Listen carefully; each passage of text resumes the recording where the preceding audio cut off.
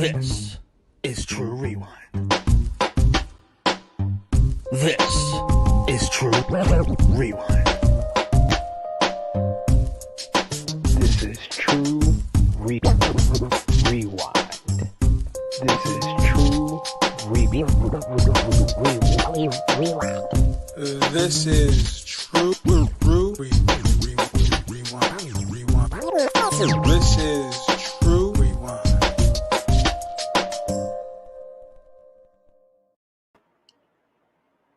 What is up, everyone? It is me, Romeo Anthony Cologne, and welcome to the Season 2 premiere of Tru Rewind. As I rewind and bring SP3, we need to go into the DeLorean. Hop on in. What up, SP3? It is me, your True Hill Phenom SP3 without technical difficulties, and I'm all happy for that. And we are back, Season 2 of Tru Rewind. This is where me, Romeo, and our good brother, our drunk brother, drunk Guy JJ, we jump in our DeLorean, we buckle up, pump up the flux capacitor, and we go back in time to the Monday Night Wars between WWF Monday Night Raw and WCW Monday Nitro, and we decide what was the better show for the week. This time we head back 25 years in the past to April 1st, 1996, and we're going to review the post WrestleMania 12 edition of Monday Night Raw, as well as WCW Nitro with a World Heavyweight Championship main event. If you are here watching us on YouTube, drop us a like. Share this video with all your wrestling fans, friends, and family on all your favorite social media platforms. If you're watching us live right here on YouTube, drop your thoughts in the live chat. If you want to talk about something from the past, from 1996, what are you looking forward for us to relive on Tru Rewind Season 2? Let us know in the live chat. We love to highlight all of your comments, but we will most definitely highlight any super chats, super stickers that we get. $1 or more, it helps the channel so much, and you guys have been such great supporters. That's why we are back with Season 2 of Tru Rewind. If you are new to the Tru Hill Heat YouTube channel, smash that subscribe button, hit the bell to stay notified for all the great content right here on Tru Hill Heat. And if you're watching us on Facebook or Twitter, drop us a like, drop us a heart emoji, an angry emoji, a laugh emoji, however you are feeling about Tru Rewind Season 2, about WCW Nitro, WWF Raw. Let us know with those expressions. Engage with the show. It helps others find these great content, find these videos that we do right here on the Tru Hill Heat YouTube channel. So help support the movement and help push us to our next goal of 2,000 subscribers on YouTube. We are without our drunk brother. He is lost in the past, but we have sent him an extra DeLorean in Season 2. So we have 2 DeLoreans, and we contacted Doc Brown. He's getting drunk guy in a DeLorean. He's gonna show up late. But it's pretty pricey on the. If you look on the Uber app and you pick the DeLorean one, it's one of the most expensive ones. It's like the level above, Uber XL and Uber Triple XL. It's luxury. Yeah, man, it's ridiculous, the surcharges that they give you on the Uber DeLorean. But we are gonna get drunk guy here with us. Romeo, as always, you are the pilot, the driver of the DeLorean. I think you gotta let us know where we're at first, because we've had a long layoff. We've had a sabbatical of sorts since the last time we were here was the anniversary of WrestleMania 12 in March. So it's been 4 months since we have joined the people talking about 1996. Let them know where we're at, how we got here, and then take it away. It is, before this became a thing, the Raw after WrestleMania. Imagine these guys, took 4 months off after WrestleMania and just recharge their batteries, come back. I think a lot of people would be happier if that was the case. Nowadays, especially. But back then, It's a damn war going on. Ain't not no time to take off. They're at war. Now, you don't know this, and Drunk Guy doesn't know this whenever he joins us. But I do have an announcement to make for everyone watching. Oh boy.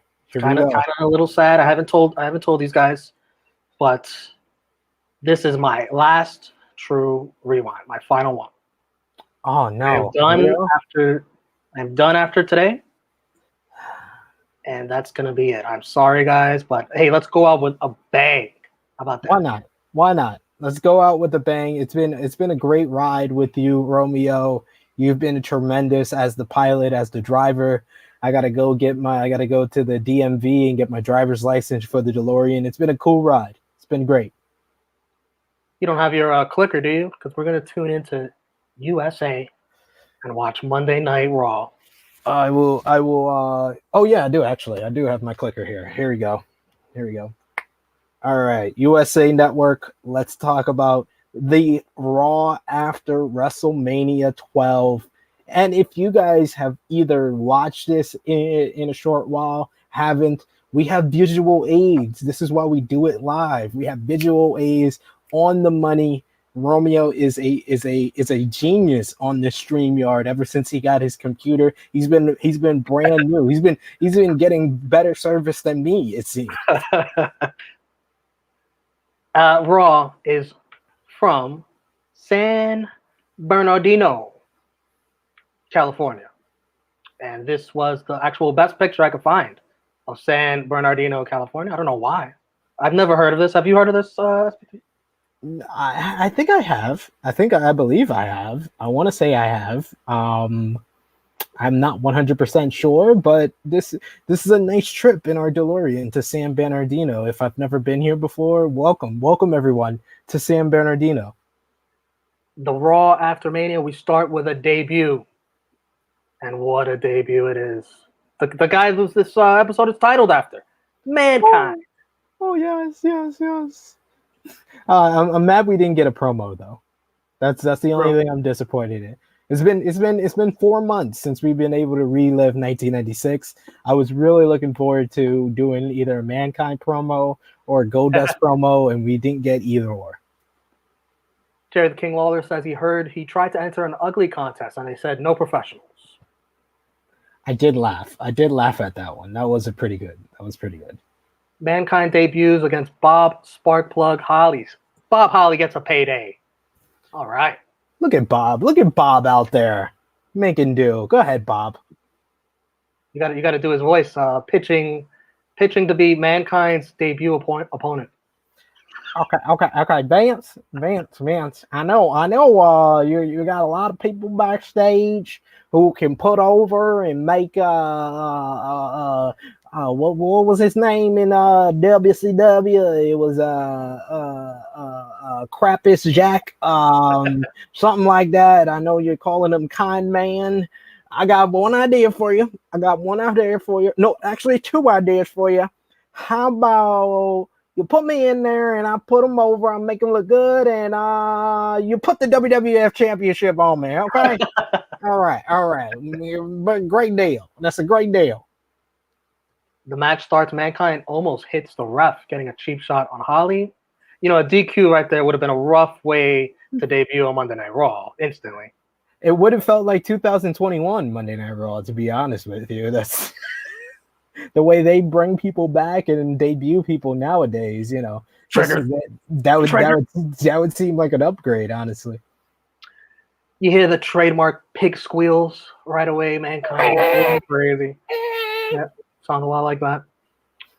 And he pulls his hair out because he's a little deranged. Or he was watching Monday Night Raw in 2021. That too. He's hardcore. You hear the few ECW fans in the front row. And the mandible claw puts Holly away, foaming at the mouth. 4 minutes. Ugh. And the piano music after, very different from his entrance music. So beautiful. I thought that was a Beautiful. great touch. I thought that was one of the better touches of this entire debut. I thought this was very effective for a debut for Mankind. Dominated early and often to start this. He hangs Holly upside down on the top rope and hits that running elbow drop, and then he locks on the mandible claw. I love this debut. I love the different music for after he wins. This was very effective after weeks and weeks of these vignettes. And I think this would start a trend of major debuts on the Raw after WrestleMania. So what a start. You know, somebody else should bring that back. You know, the different entrance music with the different outro music. Very like unique. The outro tunes. I like it. Yeah, I thought this was unique, creepy, weird, a little scary, especially if you're a kid watching this. And he made you pay attention. Even if you've never seen him before, he just stood out from pretty much anybody else on this show. Well, except for the Dead Man. The Dead Man has a way of standing out himself. And you know what's shameful is, and I'm funny you mentioned, you know, how scary he is for little kids. Because I was watching Quizzlemania. Yes, I've been on Quizzlemania twice. I'm trying to make it 3 times. Call me Adam Bompier. And they did. The fans of Quizzlemania voted on the scariest wrestlers ever, and Mankind didn't make the list. Can you believe that? Can you believe that? Come on. We were like, we were like 6, 7, 8 years old at the time. How was Mankind not scary for us as kids? Like he's deranged. He's pulling out his hair. He's got the mask on. Romeo. Me and you. We're pretty old. I was like 8 years old. You were like 16 at the time when Mankind debuted. Someone that was a little younger than us. I just got my Uber app. My Uber app says he's here. So joining us is the third member of the DeLorean squad, the backseat driver himself, Mr. Supreme, Ivan Ooze. Welcome to season 2, Drunk Guy JJ. Hey guys, how are you guys doing? Yes, I was very young. I was only 4. I was fucking 4 years old. I wasn't even 4 yet, actually. I was actually still 3 because he debuted in April. I turned 4 the next month. But how you guys doing, man? It's always good to see you guys. It's always good to see you. You know, we talk all the time after you, obviously. It's good to be here. You know, having a good morning. Oh, welcome to 1996. Welcome to 1996, man. Yeah, let's go back in the DeLorean. Bro, you missed the announcement earlier. I announced that sadly this will be my last Tru Rewind. Yeah. What? This is his last one. Yeah, this is his last one. Yeah. I gotta learn how to drive. I gotta learn how to drive. Jeez. You have no sympathy. There's no sympathy. Come on, man. Have some sympathy for the man. He's leaving us. He's making this guy's the brain heating. This guy's busy. He's got Rated Raw Superstars, NX3. He's doing a lot of different stuff. You only got like 2 shows to worry about now. This would have been a 3rd. That's asking too much of this man. Yeah. So I understand if he wants to make this his last appearance. Have a little sympathy, man. Wash my hands dry. It's okay. We'll definitely get a suitable replacement for you. Just find another short Spanish guy. He'll be all right. Sheesh. You think they grow on trees? Come on. Yeah. Well, we just spoke about Mankind's debut opening Raw. What did you think of Mankind's debut? I was dope. I was crazy that I don't remember this episode, so going back and watching, I remember his debut, obviously, but I didn't know it started off the show at the time. So watching it, him start the show was kind of interesting. I feel like that shouldn't have started, but as we go on to know what happened later in the show, I guess it made sense. So it was very dope presentation. I always love the entrance, and then when he wins the match, he has a different theme song. It's always been so it's dope. So next up on Raw, we see that Sable was in the crowd. She bought a ticket, and I think it's the first time we learn her name. Look at this pervert. This kid's a pervert. Like he's obviously looking at her ass, and then he's getting caught on camera, so he's smiling at the camera. Oh man, this pervy kid. You're probably like 47 now, but Oh. Probably 47 in his mom's basement on Twitter. oh my god, damn, we didn't have to put him down like that. Sheesh. Freckle fuck. Sable Triple H's escort, as they call her.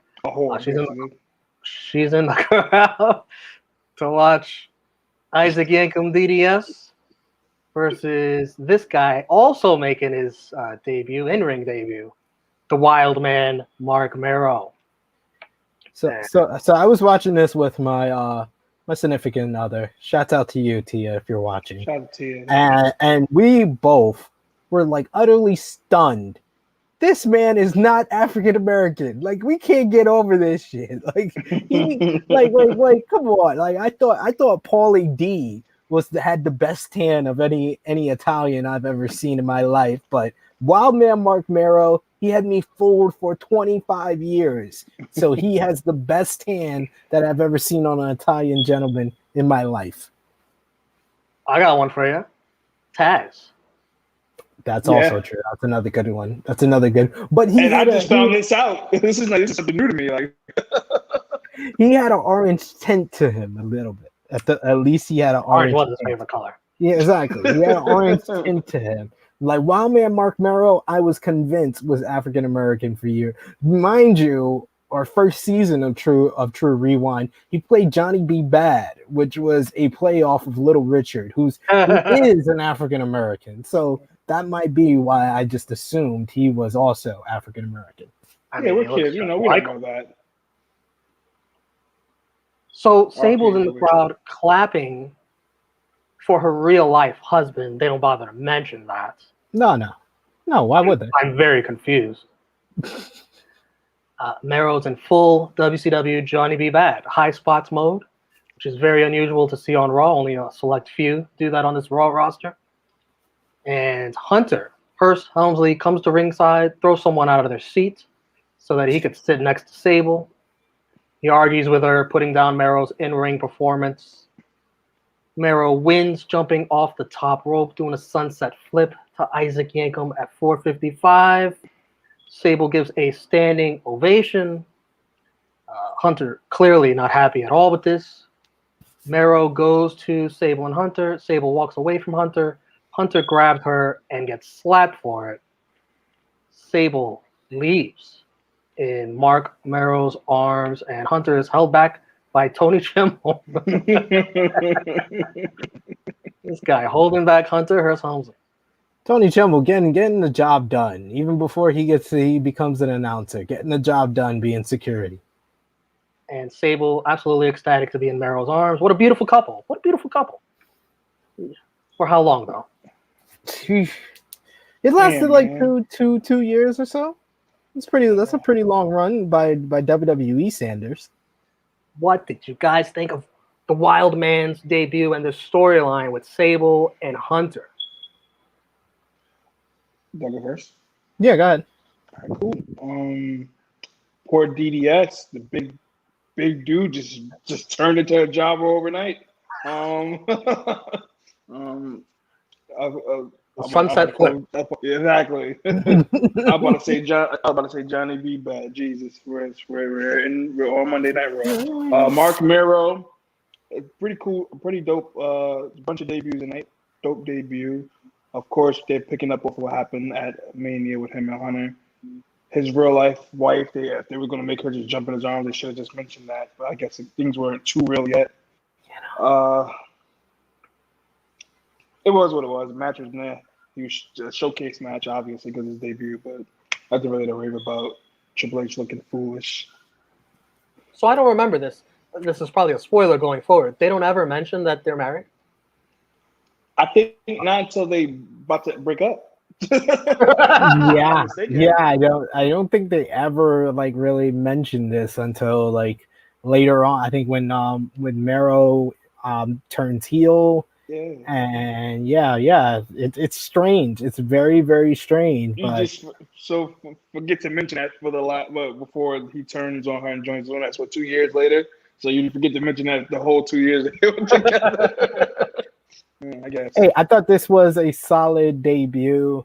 It was the second best debut that we saw tonight. However, it was very strange to go like back to back with debuts. It's very rare that they do that. Not even on the Raw after WrestleManias, they kind of space out the call ups from NXT or previously like debuting characters. They kind of separated throughout the night. Right here we get Mankind to start the show, and then Mark Merrill. I like the little callback. Let me cut you over too fair. They only had an hour. It's not 2 hours now. Good point. Also a good point. Valid point there. I like the little the callback to what happened last night at WrestleMania for us folks that hadn't watched in 4 months, to remind us that Merrill did debut at WrestleMania with the backstage interview with him having his encounter with Hunter Hearst Helmsley. And we got a fresh feud to start off, the after WrestleMania kind of build up for the next pay-per-view in the next couple of months. So I thought it was pretty nice here. So yeah, all in all, I would say it was a solid debut for the Wild Man. So after Vader, I guess Merrill is the second person to jump ship in the Monday Night War? Second person for the WWF side, right? Yeah. Second person to go from WCW to WWF. The first person would have to be considered Lex Luger, obviously, because Luger made that jump on the episode of Nitro. But from WWF to WCW, it's Vader, and then Wild Man Mark Merrill here. We got Carnage Payne joining us in the live chat. What's going on, brother? I saw you just commented on True Hill Heat as well. He says, good afternoon, gents. He says, it's coming home. So, yeah, for any of our folks, our fans, our subscribers who are watching from the UK, I know you guys got the big game today, and you guys have been so supportive of us on True Hill Heat. We're going to say it. It's coming home. It's coming home. I'm rooting for England, although my wife is going to be mad because she is Italian, so she is probably rooting for Italy. So I will sleep on the couch for you guys to take it home. Is Mark Merrill Italian? Yeah, well, I'm me and Mark Merrill, and that's him. He's not happy either. He's not happy either. Man, too bad that Ron Killings took the nickname Suntan Superman, because Wild Man Mark Merrill. Wild Man Mark Merrill. I've never heard of that. No, TNA he was calling himself something. That was his nickname. Ron the Truth Killings. He called himself the Suntan Superman when he was with 3 Live Crew. I've been getting. Never left his son. But anyway, I don't think people realize how long it's going to take us to get through the Monday Night Wars, but I have been getting suggestions for what we should watch after we're done with the Monday Night Wars, and people have told me to watch the first year of TNA. That we should definitely go back in time and watch the OG TNA. How the fuck are we doing that? hey! If these people support us, with super chats, we're monetized now on the True Hill Heat YouTube channel. We can get a collective Impact Plus account that we can use, the monetization money to pay off. Oh shit! And they do have that, right? Impact Plus. We could watch it. We could watch it on the Impact Plus app. We also got Mark Lloyd saying, Mankind, one of my favorite characters. Just think what crap they could have done to his character in 2020. Bray Wyatt is rubbish. Yeah, that Bray Wyatt does have like the vibes of like Mankind meets the Undertaker. So it's really sad that they, don't care about it. They don't use him as effectively as they used Mankind here. Mark Lloyd also says, will you be doing a special on Bret Hart at all in 1996? I mean, we've been watching, we're in the 1996. We're on April 1st, 1996. Bret Hart is going to be coming back in the fall.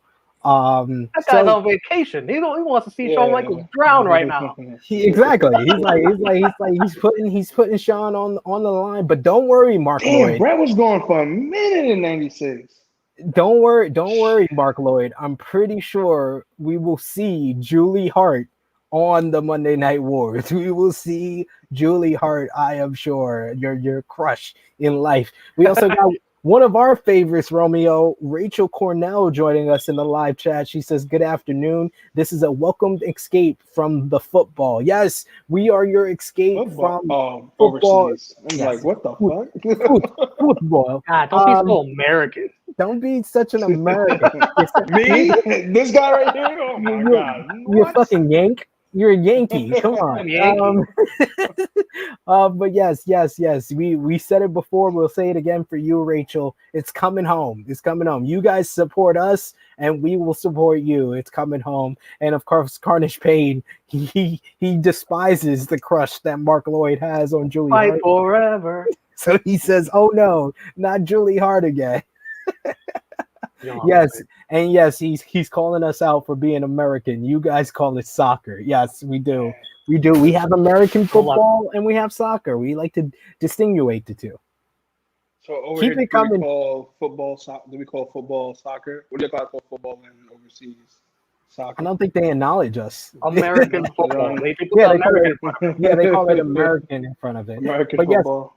keep those comments coming. We love you guys joining us. Of course, if you can find it in your heart to donate a little, give us a super chat, super sticker. It definitely helps the channel out, and we will definitely highlight your comment for a good amount of time and show our support to you. Romeo, take us to the next segment. We got a recap. Oh shit! Did you spill something? I was trying to do the "In the Arms of an Angel" and then things fell. So. Botch. I was gonna say something, but I remembered we're not taped anymore. We're live. We're live, pal. We're live, pal. Oh man, because I definitely had I had a few things to say. God damn it! So I got to be censored. Oh man. I don't have a censor button either, so Yeah. Really? Oh boy. Off the rails.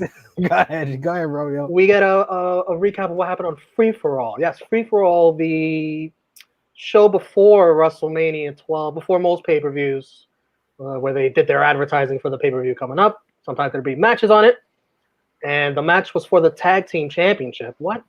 It was the Body Donnas, Skip and Zip versus the Godwins, Pig and Hog, and the Body Donnas beat the Godwins to become new tag team champs. Sunny distracted Phineas by showing her assets. Would not be the first time. So was I correct in hearing commentary refer to Sunny as Sunny's posterior as the Slammy award-winning buns? Did I hear Jerry the King Lawler right? I'm not surprised, honestly. I would have sworn Jerry the King Lawler said that a couple of times during this telecast. I guess it was a tournament for the tag. Weren't the Smoking Guns the tag team champs? Yeah, but somehow Well, I think somebody got hurt, if I'm not mistaken. Somehow somebody got hurt, and they had to relinquish the titles, and they did a tournament that we never saw one goddamn match Not on. one. No build to it, not a mention, not anything, not a Don't put that on the WrestleMania 12. And it got pushed to WWF Superstars for the entire tournament, and then it finally culminated on the free for all. So we never saw a bit of it. We've been only watching Raw and Nitro. We only watched the pay-per-views, so we saw none of the WWF Tag Team Championship tournament, and this is the first time we are seeing the WWF Tag Team Championships on Monday Night Raw in what feels like months. Yes. I mean, you guys know how Vince feels about tag team wrestling. Come on, man. Why don't be? 1996. He felt this way 25 years ago, folks. He's got keeping the same energy, man. No, don't be surprised. We learned that there will be a rematch at the next In Your House. We'll get to There see we them. go. There we go. We finally get to see some tag team title matches. I like Phineas doing the Triple H pose whenever someone wins a title in NXT. He's like, you see, that's Hog, and I'm Pig, and that's our Uncle Hillbilly Jim. Sunny on the mic brags she has an outfit so nice she had to wear it twice. She didn't go home. She didn't go home the night before. Got it. She just spent the night with Sean. Sean won the WWF Championship. Sheesh. She was on the mic, all right. And Skip was like, where you been at all night? I was just I was WrestleMania just, after party, you know, WrestleMania yeah, after party. That's all. WrestleMania after party. I had to wash my clothes. Oh, that why you're wearing the same outfit? Yeah, of course. I washed it. Yeah. Drunk guy, you're our fashion expert. Would you ever wear the same outfit on back-to-back days? I have before actually. Actually, just last week. Shit. There it is. There it Nobody is. saw it. I think I went somewhere like really fast. It was right there. I don't like when I have to get up early for work. I'm not a morning person, so I don't really want to rummage through clothes, finding something. So just do it back on and go to work. I know we've said this before, but Barry Horowitz has the most Jewish theme song I've ever heard for professional wrestling. That's right. The Body Donnas are taking on Barry Horowitz and Aldo Montoya, Dream Team. Yeah, my wife also couldn't believe that Aldo Montoya is just incredible. What And he a kind of piece was shit just he is, incredible man. with this. Tragic. Because he's not just the coolest. He's not just the best. He's just incredible. He was pretty athletic in this match. He got a chance to show it off a little bit. He was.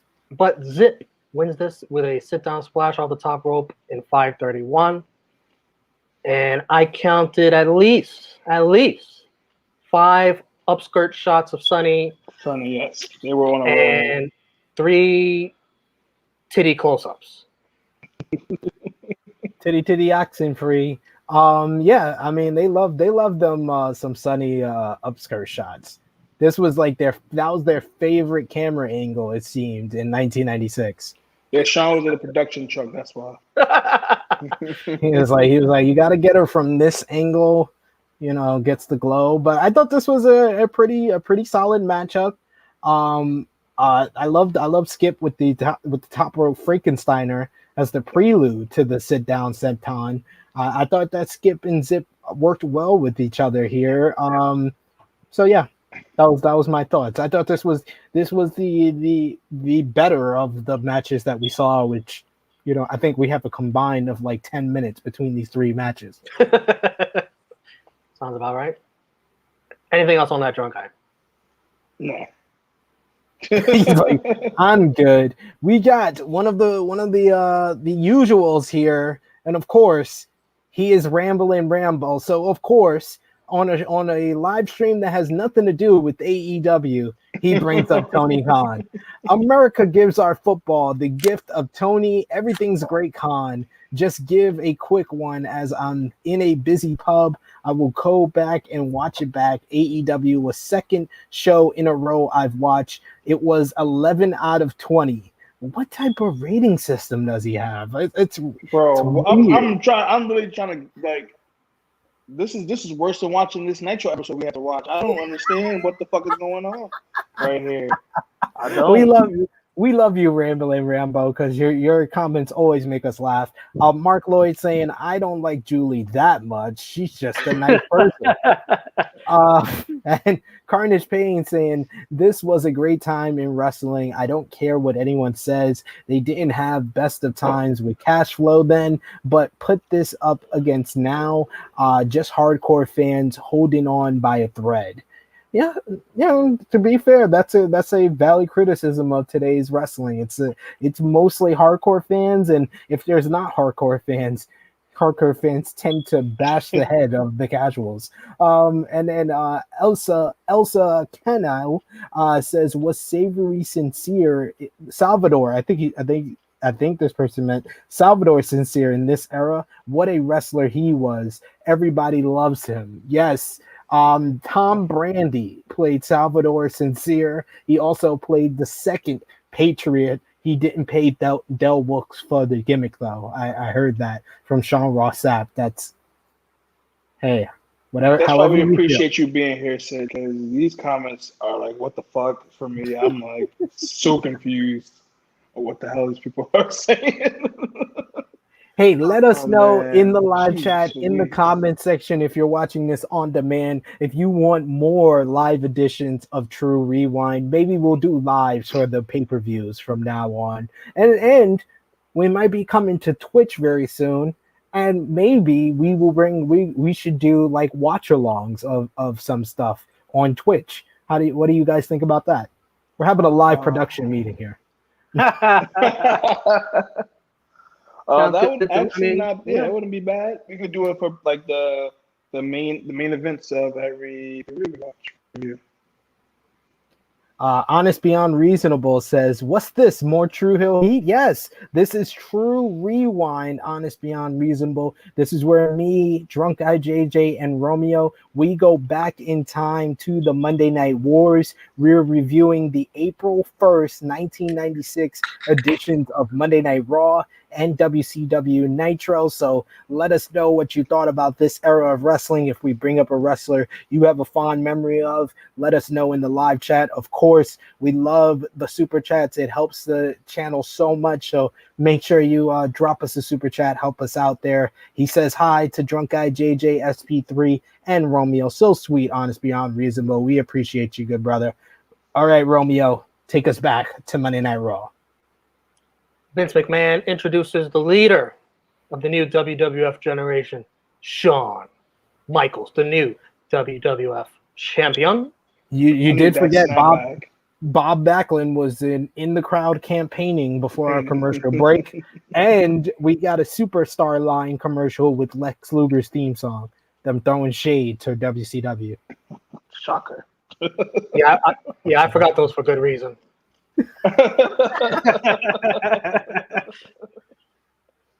Shawn Michaels, of course, kissing some girls, kissing some fans, kissing some young girls. Sonny wasn't enough last night, Michael Hickenbottom. No? God damn it, Michael Hickenbottom. We need Chris Hansen. Where's Chris Hansen when we need him? Right. Shawn By the way, that Shawn. Sorry, I'm gonna cut you off. That fucking Heartbreak Kid snapback, man. That was dope. I need that. Yes, It he wanted to like let you know when he became champion. Exactly. It was like he was a Super Bowl winner or some shit. Like, come on. I loved it. Shawn gets so wrapped up in kissing everybody at ringside that he almost kisses a boy, and then laughs it off. Oops, that was close one, close call. Not his first time. He almost did that another time. Can we keep that picture up? Doesn't that kid look like a? Doesn't that kid look like a fat MJF? Holy shit! Holy hell, he does. Well, wait till MJF hears about this. You'll never get an interview with him. Hey, to be fair, it's not MJF because in 1996 he was like one, if he was even alive. He wasn't even born yet.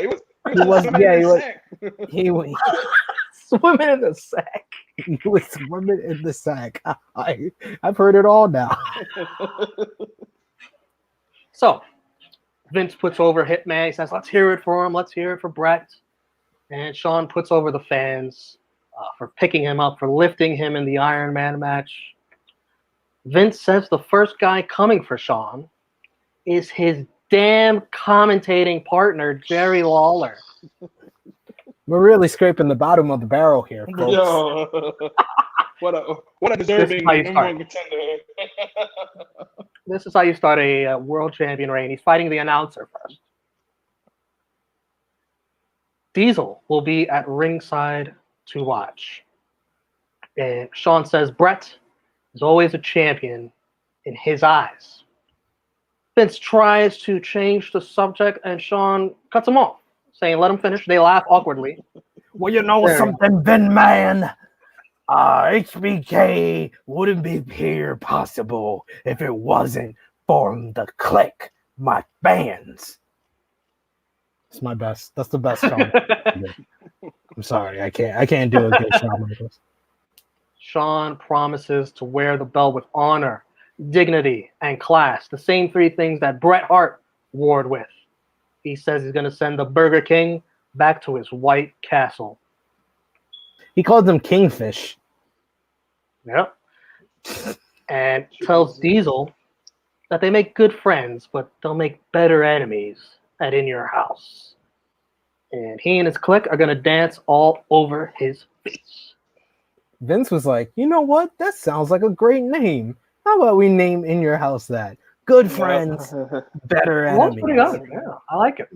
I thought Shawn was pretty good here on the mic, and I mean he was over. He was over like Rover. The fans loved him. Good stuff. Other than Jerry Lawler being the first person to get a crack out of him, but outside of that, I thought this was a good setup promo, a good celebration promo. He put over the former champion in Bret Hart. He set up his first rivalry as champion against Diesel. All good stuff. Slow down, SP3, slow down. Because from the Wrestling Observer newsletter. Oh man. We need. Oh my God, we lost Romeo. It was so good. It was so Dave good. Meltzer was like, not today. Dave was like, get him out of here. Does Dave Meltzer have access to this? Dave was like, get out of here. Dave was like, get out of here. What is going on here? Oh man. That'll be the last time I say that this stream. Oh boy. Before you get to Dave, let's highlight some of the people that's here with us live. We got Carnage Payne calling out Honest Beyond Reasonable. I hope you got over your stupid rubbish on JR, because Honest Beyond Reasonable has been very tough on JR for WWE Dynamite. Rachel Cornell saying dark days when HBK, a boyhood dream nonsense came along. Rachel Cornell, still the president of the Bret the Hitman Hart fan club. She's calling me. She says, Sid, I hope you get to Survivor Series 96 that you was at. Yes, we will get there. We will get there, Rachel. Just for you and for the folks that know I was there live, we're going to make that a live stream for sure. That was your first show? 96. That was the first pay-per-view I ever went to. That's a good one. First pay-per-view I ever went to. Rachel Cornell saying, if I was one of them girls he came up to in the crowd, I'd slap him. Carnage Payne getting the kick out. That would have been Shawn Michaels if he did that. Carnage Payne getting the kick out of Sean almost kissed the boy. We also got Rambo and Rambo with a difference of opinion saying HBK was GOAT in my opinion in 96. Elsa Cano made sense. There we go. Elsa Cano saying Jerry Lawler was so witty and funny in 96. I agree. I did get a kick out of Lawler's commentary sometimes. Rachel Cornell saying we need that JR snap. And then we got Rachel Cornell saying, quick question, do you know if WWF did any deals with Burger King as a sponsor? Since yeah, probably. And look at that. We got a crowd. We got a crowd in the crowd. Burger King. Yep, the Burger King ones used to get from when you buy the meals. Say that 8 times fast. Crown in the crowd, crown in the crowd, crown in the crowd, crown in the crowd. Crowd. Already fucked it up. Crown in the crowd. And take it away, Romeo. What did Dave have to say about Shawn Michaels' promo? From that publication he runs, I won't mention the. All right. From the Observer. Well, I'm still here. Let's go. Oh! Dave knocked him out. Oh my God, Dave. I can't believe this. Relax, Dave. Relax. Oh, there you go. So he says that our boy Shawn Michaels got pissed off at some fans at ringside and lost his temper, yelling "F you" and telling fans to blow him.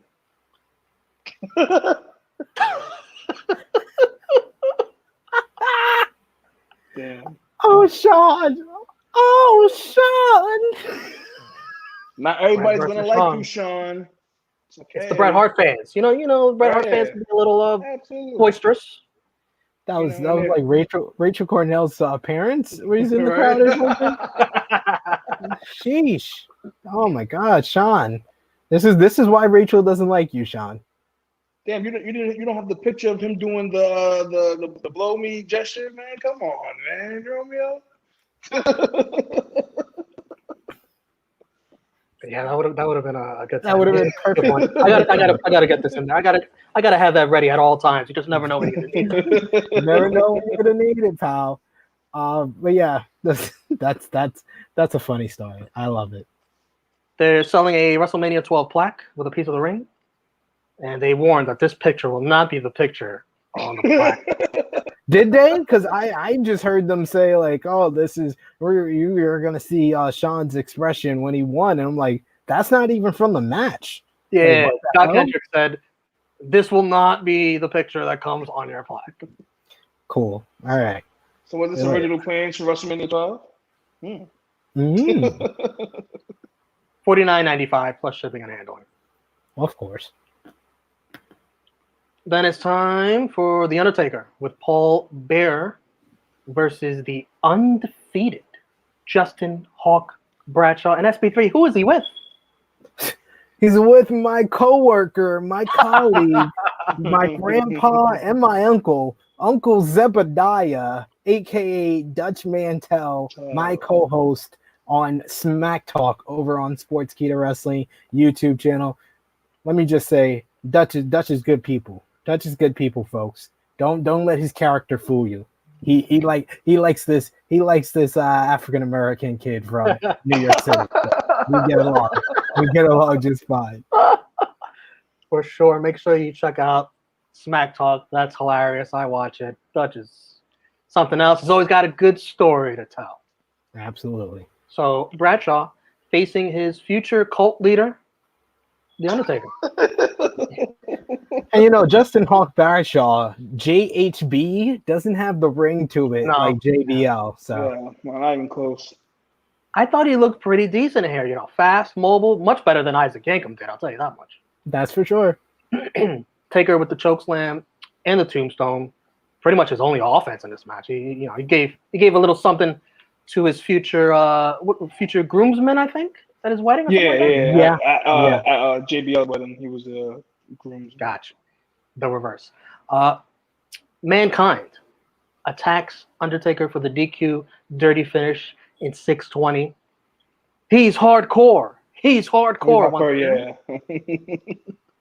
And Mankind with the cactus elbow off the apron onto the floor. Right on Taker's face. Well, at least he didn't Mabel him, if you know what I mean. That is true. Good point. Much more safe. And then followed by the mandible claw. And Undertaker foaming at the mouth.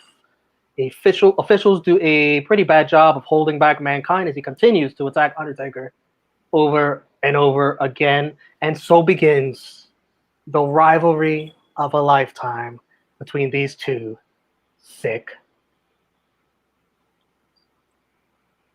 Hey, it's okay. Sick. It's okay. It's okay. I just said something else. I'm like, whoa. I thought this was a very, very effective way to start a rivalry, very effective way to continue the debut of Mankind.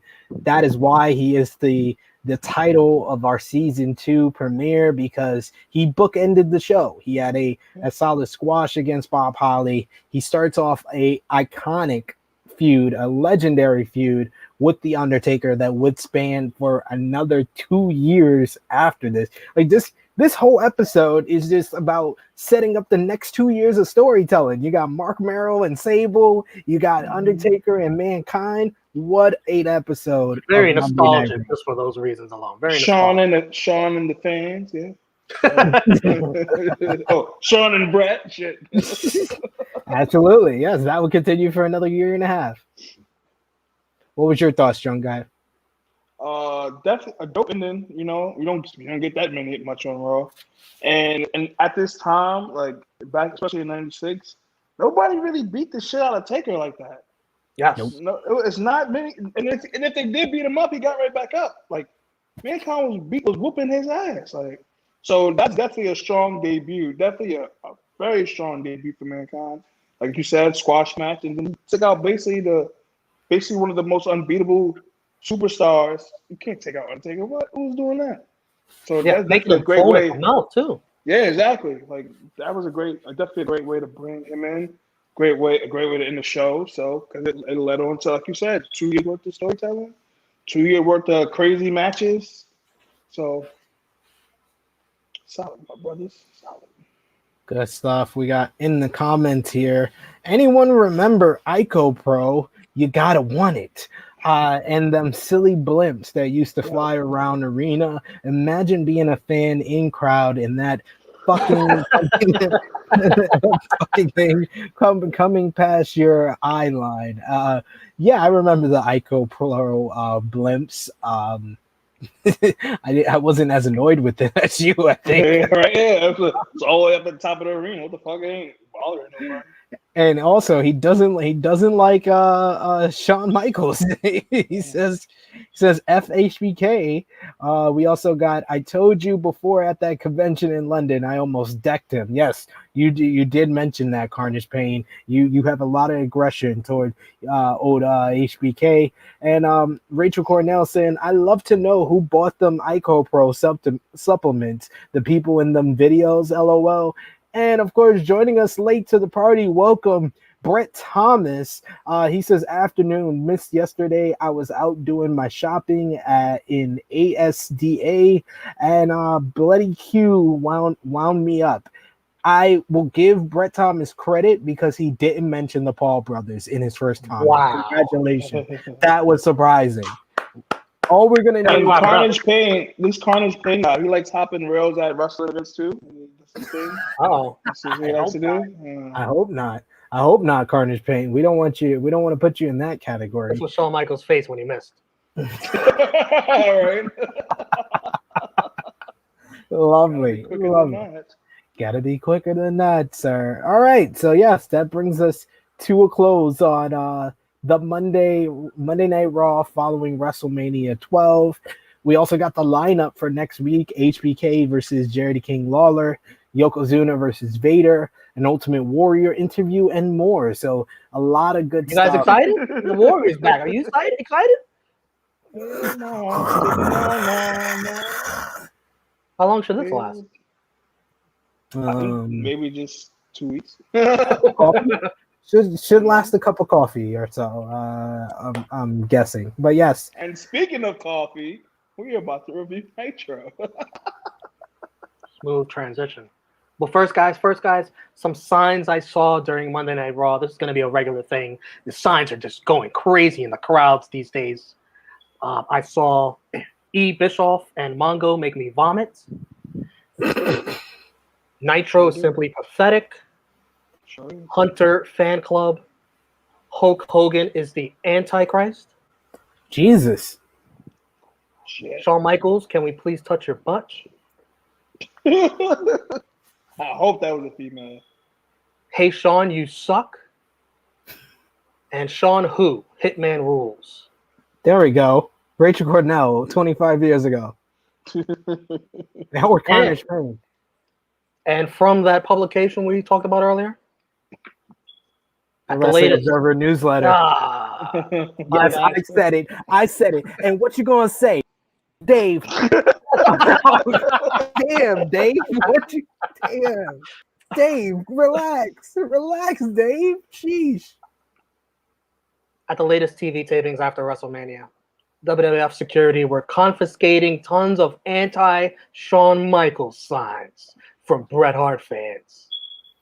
The Undertaker and the Ultimate Warrior both received much bigger reactions than Shawn Michaels. Damn.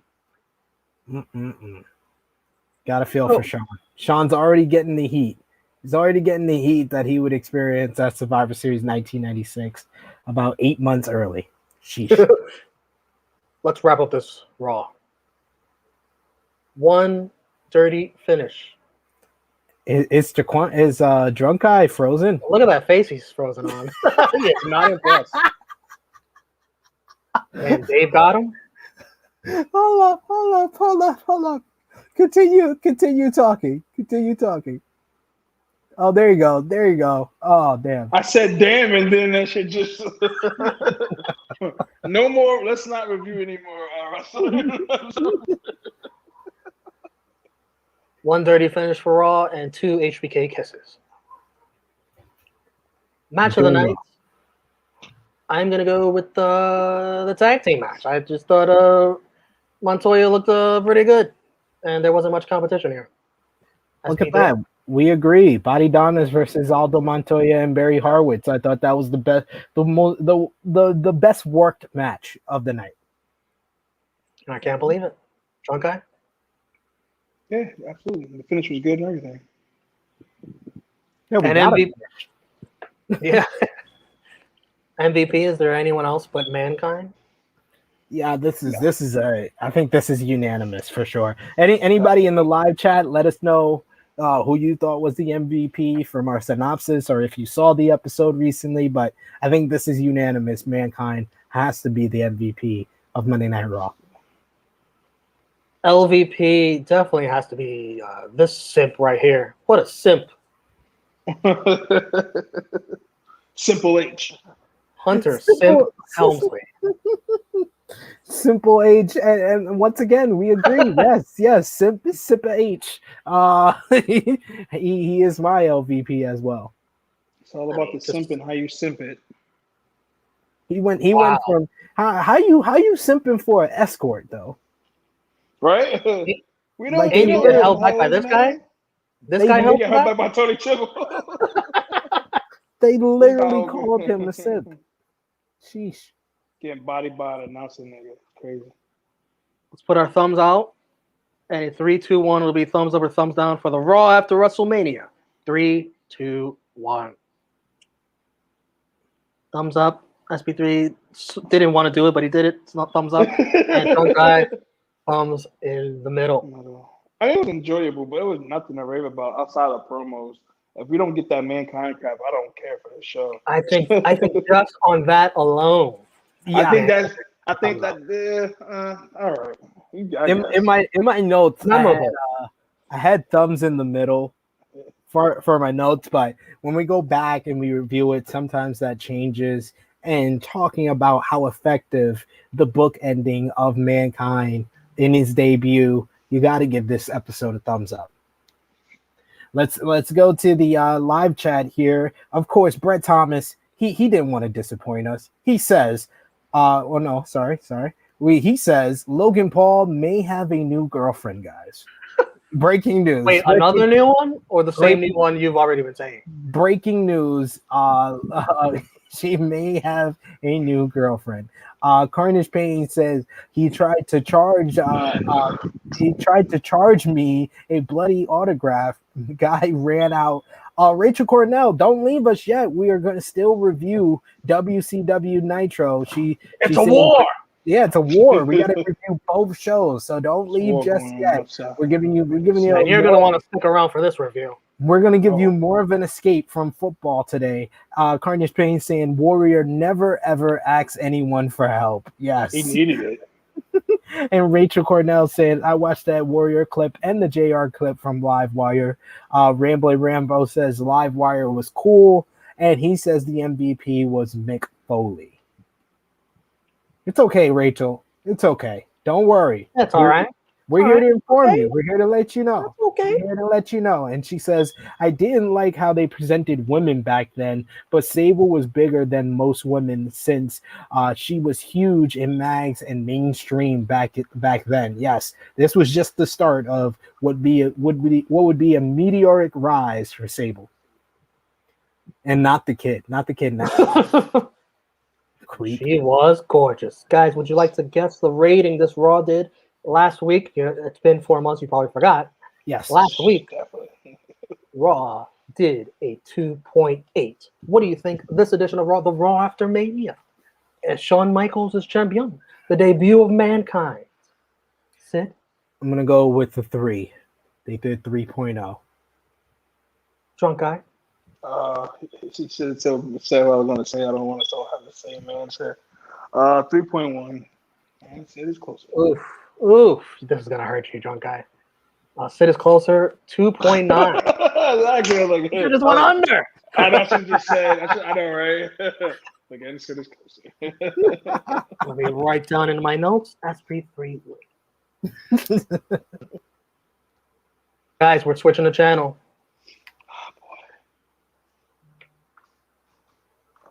Monday There we go. Nitro. Oh man, smooth transition, brother.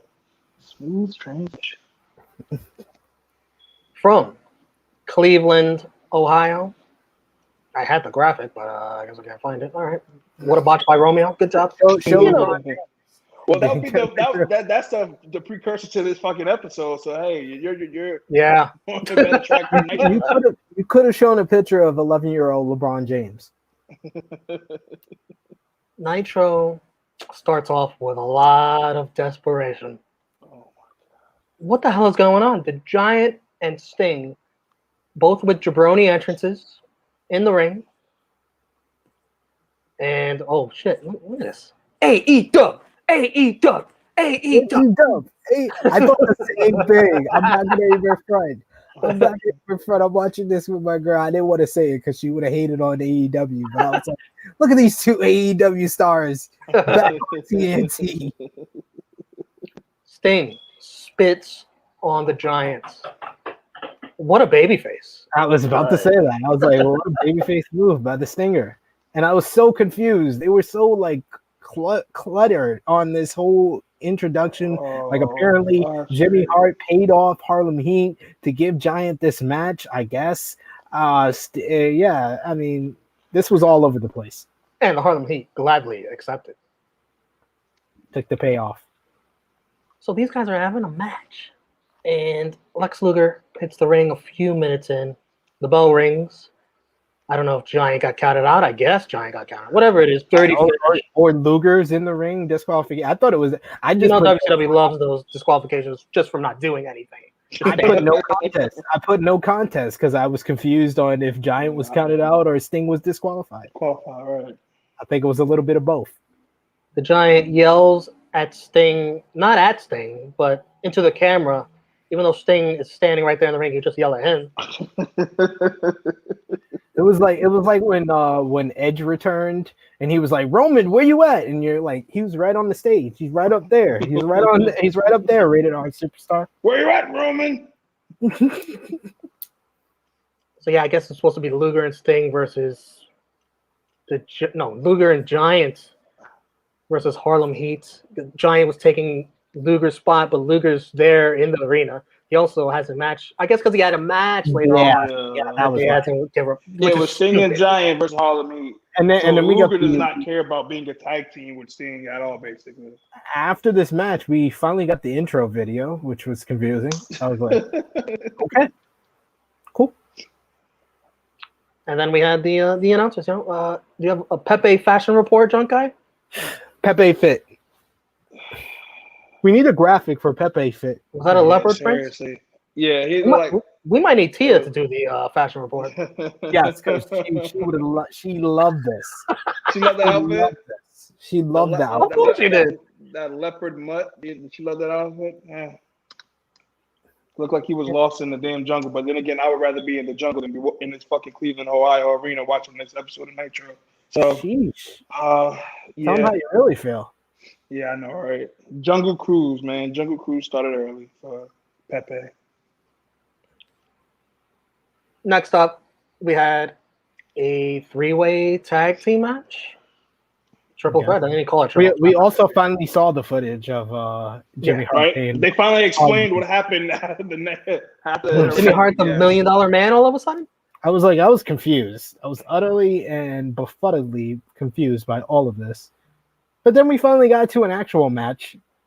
So you can take it from here, Romeo. The Road Warriors versus the Steiner Bros versus the Nasty Boys. So, Knobs and Rick Steiner are battling on the top turnbuckle, and Hawk and Animal toss their asses over to the outside. I'll tell you what. I don't know about you guys, but it looked like Knobs really, really didn't want to take this bump. Yeah. It's like shit. And then Public Enemy comes out of nowhere and attack Knobs with the chairs. And Johnny Grunge, who is dressed just like Brian Knobs, goes in the ring and gets pinned by Scott Steiner on purpose. 15 minutes this match went. He gets out of the ring and laughs in Knobs' face. Knobs is like, what? That's me. I thought this was funny, but a tad bit overbooked. It was plenty overbooked because not only all that, but they Eric Bischoff literally announced before this match started that the Public Enemy was in this match. So apparently Gotcha. something happened that they tried to explain on commentary that I never fully even got. Understood. Yeah, because they kept talking about Nasty Boys getting attacked weeks ago, and them thinking one of the teams in the match did it. So I don't know what the fuck was going on with this. And then, yeah, Public Enemy gets involved here. This matchup overall was a pure 6 brawl, as they would say. It went all over ringside. It was ugly as fuck. It was a cluster. It was a clusterfuck a lot of the times throughout. I liked the finish because it made Public Enemy look smart, and that was probably better than they ever looked when they went to WWF. And the Steiners got the win, and they were my favorite tag team in this match. So, yeah, this was acceptable. Drunk guy, anything else? Yeah, it was acceptable. The crowd actually was into it, especially when they started brawling. I'm just tired of LOD looking like a bunch of retards. They see freaking what's them getting pinned, and they just standing there. So I don't. Yeah, look, it's just right in the corner. Like, Look at Adam on the outside. they both were just standing there, and then they finally decided to go in the ring once he already got the pin. So it just doesn't make sense. But yeah, it wasn't like the worst thing we see tonight. That's for damn sure. So. Oh no, there would be a lot worse things on this night. Bad refereeing, horrible refereeing, in fact, from Nick Patrick as usual. Hey, Nick Patrick is the predecessor to Rick Knox. Next up, Arn Anderson and Taskmaster with Elizabeth and Woman versus Hulk Hogan and the Booty Man with the Booty Babe. Oh my God. Let me just say, my wife was disgusted and annoyed by Booty Man's name. She said, and I quote, "That is what they call a gay man in the 1980s or 1990s, I'm pretty sure." And then she proceeded to Google it. She did not find any information to validate her claim, but she was very much annoyed by them. I counted, and I think they said Booty Man about 17 times during this 6-minute match. And if they didn't say that, they said the Booty Babe. Yeah. Booty Babe, Booty Man, Booty Man, Booty Man, Booty, Booty, Booty. It was a bit cold in the arena, as you could tell from the Booty Babe. It's a little nippy. No nippy. April in Ohio. Yeah, a little nippy. After a quick commercial break, Bobby the Brain Heenan inexplicably retires from the world of wrestling, says it's his last night. It's crazy. It's also my last night right here on Tru Rewind. What a coincidence. What a coincidence. Mongo says, "May I be the first to tell you goodbye?" Woman rakes her fingers across Booty Man's eyes, and wow, the way I wrote that was not. It said rakes her fingers across Booty. That's Booty Man. So the next line was man's eye. Booty. Mongo alert! Mongo alert! We got our first Mongo alert in season 2 of Tru Rewind. I don't have the sound effect. I'll just go woo woo woo woo woo. Mongo alert! Mongo alert! Mongo alert! Mongo suggests that the Booty Babe go over there and take off woman's dress, although that may be a bit too racy for cable TV. Man, I'll say. Oh, I can't even do it. It's not. I didn't even catch that line. Apparently, that comment will surely age well in the later years of Tru Rewind. That's damn sure. The ending of this match. Kimberly takes off. Well, excuse me, the Booty Babe takes off her high heel and hands it to Hulk Hogan. Hogan then nails the Taskmaster in the head with it. Taskmaster at the same time had his own damn heel that he was trying to hit Hogan with. Dirty finish, 750. The ref looks puzzled as he sees 2 shoes in the ring. Booty Babe on the outside, tangling with Woman, who Booty Man runs. This is such a tongue twister. Runs off. And the Booty Man traumatizes the Booty Babe. Comforts her. And then the Booty Babe bends Booty Man back and lays a big old kiss on him. Look she at wears Randy. the booty pants in this relationship. Yeah. Kiss was literally so unnecessary for this segment, though. Like, just, oh man, just good. Your thoughts on this match, guys? Before we get into Go what ahead. happened after. Go ahead, drunk guy. Take it away. What Bro, was your it was thought? like I felt like watching this Drunk part. guys. I Frozen literally in time. I literally felt fucking sick. Like this is how bad this whole segment was. First of all, watch Hulk Hogan grabbing a shoe like he's about to shank somebody in prison. For one, what the fuck? Oh man, oh man. I'm happy to be back here with you guys, but this is why we needed a vacation from this shit. I think you're right, and I think we lost. I think it was so bad we lost Romeo. Really, just We lost yeah. Romeo. It Yeah. was like, fuck this. I don't want to read this next episode. He's like, I'm over this shit. We got Rambling Rambo talking about the kid next to Sable on Monday Night Raw was Tony Khan, because he loves him some Tony Khan. Tony Leaving was already a teenager by then, but okay. Good point. Leave in the comments who was the fans watching that actually watched WCW Nitro at this time. Romeo is one person who has admitted to us that he only watched Monday Night Raw as a kid. I watched both at these times. I think you were kind of more leaning towards WWF as well. So we want to know. At this time, I would watch because I was still like, this is like 96 when I like started getting into wrestling. But first, it should just be Saturday night. Then it got to Nitro. Then WWF. Oh, crap. There you go. So yes, following this matchup, after Booty Man and Hulk Hogan got the victory, the Booty Man, like Romeo said, planted a kiss on the Booty Man, and then Anderson and Taskmaster jumped the Booty Man, who took too long to exit the ring after the victory. He was too basically taken aback by the Booty Babe manhandling him. So he was back in the ring and got jumped by Arn and Taskmaster. See, Romeo, I had your back. I was driving while you were away. Ooh, am I here? You're here. You're here with us.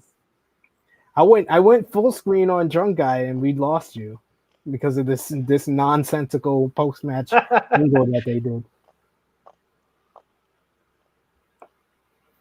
Did you guys give your thoughts all down already? Yeah. I just started ranting, and then that's when we lost you. So. You got all right. Let's talk about this interview. Me and Gene interviewing them. Yes. Booty Man says he's got something up his sleeve to get the last laugh on Taskmaster and Arn. He just needs Hogan to team up with him next week, even though they're off next week.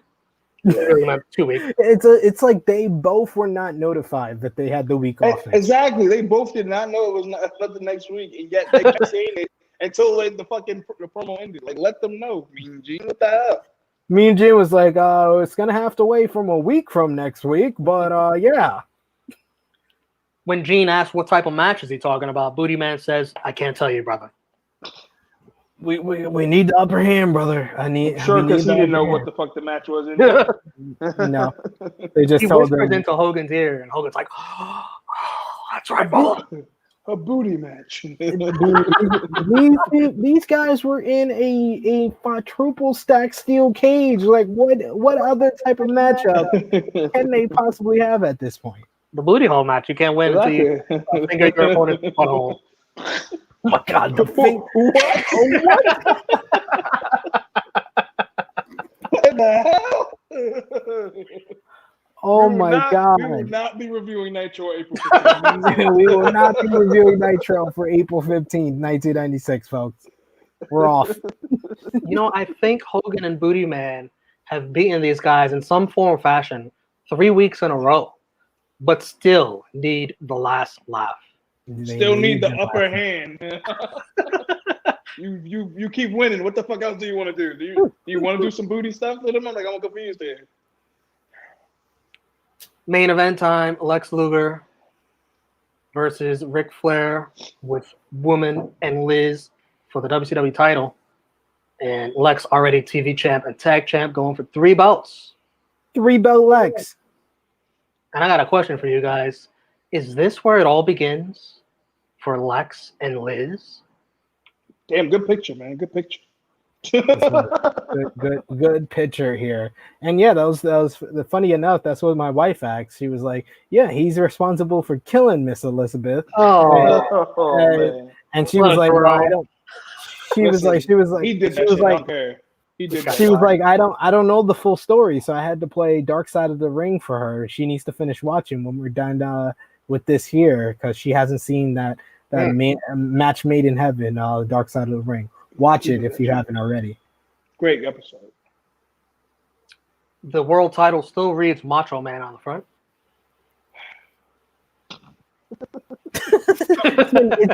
It's literally been weeks. Luger rolls up Flair in this match, but Flair holds on to the ropes, and the ref kicks his hand off the ropes. How is that legal?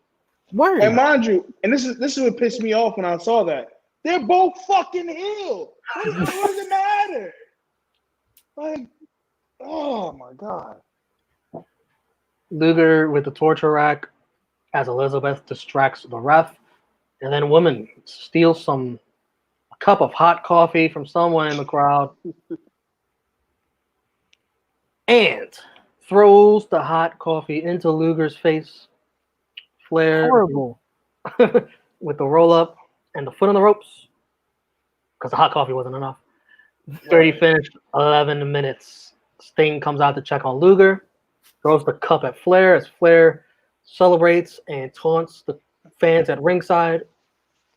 And you know what? These guys got absolutely clowned by WWF for these high heel finishes, the handcuffs, and now you just add hot coffee to the list. It doesn't stop for WCW.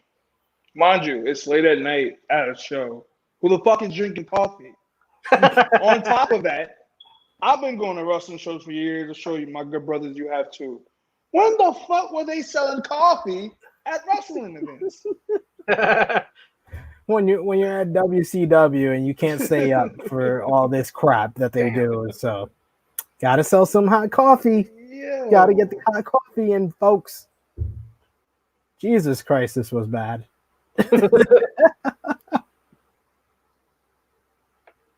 Anything else on this? Oh no. Yeah, this was enough for me. Yeah, this was an episode of Nitro, folks. This was an episode of Nitro. Everything after Hogan and the Booty Man came out, it was all downhill from here. For me. Oh, you mean it started off good? Shit. I go to God me. Hey, it started off very confusing, but the tag match got me back into this. I was like, okay, a whole bunch of tag teams I enjoy. I enjoyed the finish. It wasn't the prettiest matchup, but I didn't expect much of that with the Nasty Boys out there. Yeah, or LOD at this point. Yeah, exactly. But hey, it was at least it was fun. But yeah, Booty Man and Hogan, and then this main event. I mean, Luger was trying to work with Flair. Flair tried his best to pull a good match out of Luger, but just couldn't get there. And then Brain shakes hands with Bischoff and Mongo. It's last night. And then says, April Fools. You got him. Just like I got you guys. It's not my last time on Tru Rewind. I'm still going to be here every time. What? What a shocker. July Fool. Man, you got What me, a July shocker. Fools. What a shocker. I am so utterly surprised. Let's Photoshop Romeo's face on Heenan. Mongo's like, shucks. Shucks. He got me. He got me. Bischoff. Damn, you're so clever. All right, let's wrap up. Oh my god. 30 finishes for every single match. Oh my god. Jesus Christ. That's ridiculous. Mongo meter, I'm going to say he was awful for the 29th time. Oh shit. heel turns. We got one from the Giant who just turned babyface last week. I don't know if you guys remember that. Yeah, he did. Totally That's why they would forgot have. That's why he was becoming Sting's partner. Then they start off their fighting. Like, what's going on? Or shouldn't have Sting turn heel to me. Spit on him. Yeah, he did. He's the That's one Sting that- wasn't very babyface. He's the at all. one that got help from a heel in Lex Luger, so shouldn't Sting be the one that turned heel here? Yeah, whichever you want to say, it's at least one. The Giant, Okay. yeah. More foreshadowing from Sid, but we discussed that in later episodes. of Nitro. And we had another high heel attack. Almost had two. We had two high heels on this night. Jesus Christ, what an episode. Yeah, so what was your guys' match of the night? I mean, by Little default. Flair Luger. What? Are you crazy? Ric Flair was working his ass off. He was bumping around. Crazy? Yeah, No. I actually have to agree. Yes, Flair had wrestled the best match. He had a broomstick in there, but he did his best. That's all Ric Flair. That's all Ric. A broomstick on steroids, man. Yep. I'm The choosing triangle that tag match team was too ugly for me to give it match. That of the main night. event wasn't ugly. I mean, the finish definitely was, but everything preceding that wasn't. It was at least decent. So I have to give it to Flair and Luger. What did you give the match of the night? I cannot get that match. That shit pissed me off. I gotta go with the tag match. Yeah. That The match triangle, pissed me off. triangle tag is yours. All right. Yeah. MVP Romeo. I got a couple, believe it or not. For Jesus. Nitro? Wow. Yeah. Bobby Heenan, he got his coworkers pretty good there. Good job with Bobby Heenan. Public Enemy, that was a good troll job by them. I enjoyed it. And the Booty Babe, I mean, not only did she look hot, but she actually won the match for Hogan and Booty Man. Guys, I hate giving match of the night and MVP to the same person. But once again, the person who worked the hardest on this night in their match was Ric Flair. So Ric Flair is my MVP. Drunk guy? Booty Babe's tits. Public Enemy. That was definitely a dope finish. And I mean, I want to give Flair, like you said, he did have to work with Luger, but it just, I'll throw Flair in there. Fuck it. Be fair to Flair. Come on. Be fair to Flair. Yeah, I'll be fair to Flair. the GOAT. And he had to deal with the shady ref. Absolutely.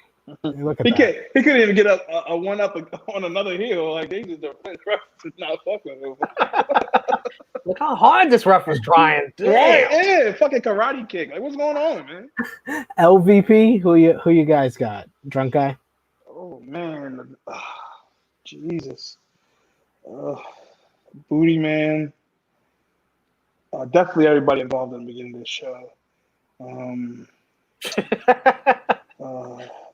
Woman trying to insult my intelligence with that fucking fake coffee. I think that's enough. Yeah. I think that's enough for now. I'm gonna keep it simple, and I'm gonna go with the Booty Man. The Booty Man is my LVP, and he might be the LVP with the next Nitro that we review. Yeah, that match, secret match. Get the fuck out of here, man. Romeo, who is your LVP? Oh, these two guys.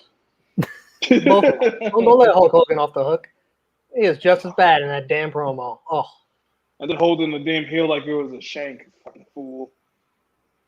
And hey, what do we got for tonight, Hogan? How about I go over Arn Anderson and the Taskmaster again? This time I used the heel, brother. Yes, it is time. Let's give this episode a thumbs up or thumbs down in 3, 2, 1.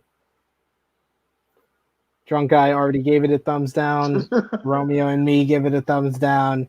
This was not the good episode of Nitro. Sad A lot- WCW Nitro. A lot of the highlighting of the old guard and not so much the young wrestlers. At least they give one match on a Nitro, not a single one. This one. I mean, but Unless it's technically that makes sense. It was night and day. Raw was focused on building up the new people that came to the company, and Nitro focused on the wrong thing. They were desperate from the opening segment. They knew it was the Raw after WrestleMania. Mm-hmm. They was like, let's put Sting and Giant out there. Let's have a world title match. All that. Very, very desperate Nitro. They were very desperate. They were reaching for straws, trying to get out there and try their best to compete with WWE, who were the Raw after WrestleMania. So I understand why, but still, it was desperation at its finest. Do you think it worked in the ratings war? Last week, Nitro did a 3.1. I told you Raw did a 2.9 tonight. What do you think this Nitro did? Oh, Sid? God, man. I'm scared they might have went up. You said, what did it do last week? 3.1. 3.1. I'm going to say 2.8. Drunk guy. I'm going to go 2.9. 2.9. SP3 nails it. 2.8. Damn, You always got to shit. give it the same rating that the other one got last week. I'm kind of happy that you were right because, man, this episode should not got higher than Raw. No, not at all. I agree. Raw wins in the ratings war. So WCW still leads overall 14-11-2 in the ratings. And on the Tru Rewind scoreboard, WCW loses. So it is 15 WCW, and WWF has increased to 12. The race is narrowing. Yes, the race is narrowing. It's getting closer, and WWF seems like it's on the way up while WCW is on the way down. The summer can't come fast enough for WCW in 1996, it seems.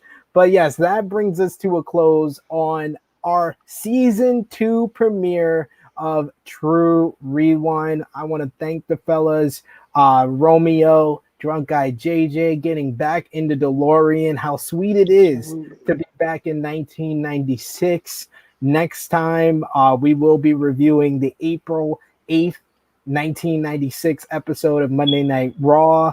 That one won't be live. It will be taped, and we probably will drop that next Monday. And we'll go back to our Monday schedule with Tru Rewind. And man, I hope WCW takes the week off and improves on a lot of the things that they need to. Drunk Guy JJ, how about you tell them where they can find you on social media and the True Hill Heat YouTube channel? Instagram, Max_J Duggan. Twitter, Drunken Master JJ. Facebook, my name is my name. I don't ever really say my name on True Hill Heat stuff, but whatever. Of course, the gang, you already know we everywhere. YouTube, if that's where you're watching us. Facebook, if that's where you're watching us. Twitter, StoneX, Pornhub, AOL, because we are back in the 90s, baby. True Hill Heat is back. True Rewind is back. It's a beautiful day in the neighborhood. And where else can they find you on the True Hill Heat YouTube channel? Oh, absolutely. Rated Raw Superstars. I might pop up on roundtables at the pay-per-views, I do everything. Well, I don't do everything. I'm not like you guys at all. But, yeah, man. So we're back in True Rewind. All right, Romeo, where can they find you on the True Hill Heat YouTube channel? And, of course, the socials for you. The Pride of NY on Twitter and Instagram. Right here on the True Hill Heat YouTube channel. Check out Rated Raw Superstars. Tomorrow, after Raw goes off the air, me and Drunk Guy will be live talking about the show. Even if you don't watch the show, just watch us. We'll recap and review it in much quicker form and fashion, and will be much more entertaining. Guaranteed. The last Raw on the Thunderdome. The last Thunderdome. Last Raw on the Thunderdome. And if you like NXT, or even if you don't, just want to know what's going on, watch NX3 every week. Me, Chris G, and Ness. Yes, watch NX3 14 this week. It's gonna go live during the week. You can watch NX3 number 13, where they did a great review of the Great American Bash, like the greats there. Of course, you can follow me on Twitter at Tru Heel SP3. You can, of course, find me on the Tru Heel Heat YouTube channel every single week on Tru Heel Heat. This week we had Tru Heel Heat 133. It was an interesting, a jam-packed one, full of news, notes, and everything in between with the busy week. Eras, injuries, and arrests. We covered it all on Tru Heel Heat, so check that out. That is live on the Tru Heel Heat YouTube channel right now. You can also find me later today on the Tru Heel Heat YouTube channel. We're dropping AE Recap 56, Malachi Black and Mild, very mild, with myself, Jimmy Macaram, and Marcus Cash. We review AEW Dynamite. AEW Dynamite Road Rager episode from Miami, Florida. Drunk Guy JJ was there live. You can check out our socials. He dropped a couple of videos up on there. We'll have a couple of videos from MLW's first time back with fans on our IG page later on today as well. And yeah, check out everything else on the Tru Heel Heat YouTube channel. If you are new, subscribe to the Tru Heel Heat YouTube channel. A whole bunch of great content dropping tomorrow. Finally, after weeks and weeks of me hyping it, it's going down, fellas. My interview with former WWE champion Alberto El Patron will be live on the Tru Heel Heat YouTube channel. We talk about his upcoming matchup with Andrade El Idolo. We talk about the promotions that he's working with now, his court case from last year, whether he did kidnap his significant other or not, and he goes in depth on his relationship with former WWE superstar Paige. So this is a must-watch, the most controversial interview we have ever had on the Tru Heel Heat YouTube channel. So subscribe right now. Push the bell to stay notified so you get contacted when that video goes live and when we go live later today with AE Recap. And see, we lost Romeo. We said Wrestling Observer newsletter way too many times on this video. So, oh no, there he is. There he is.